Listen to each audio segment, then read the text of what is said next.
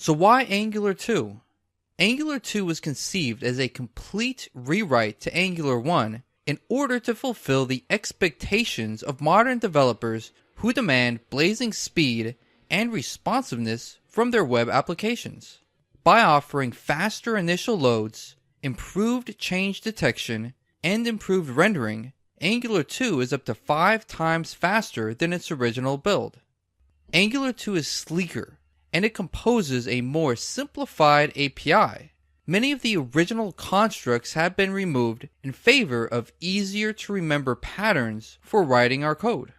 Angular 2 is modern. By copying the huge success of the React framework, it decided to put web components at the heart of Angular 2.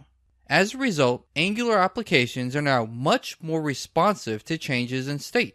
The latest version of JavaScript, known as ECMAScript 2015 or just ES 2015, wasn't around back when Angular 1 was first created. By taking advantage of some of the new features such as classes, modules, and decorators, Angular 2 takes building these sophisticated, high-performing applications to a whole new level.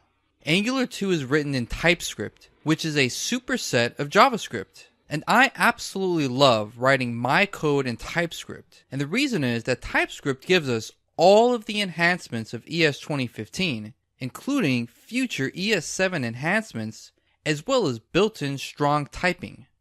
So what hasn't changed between Angular version 1 and version 2?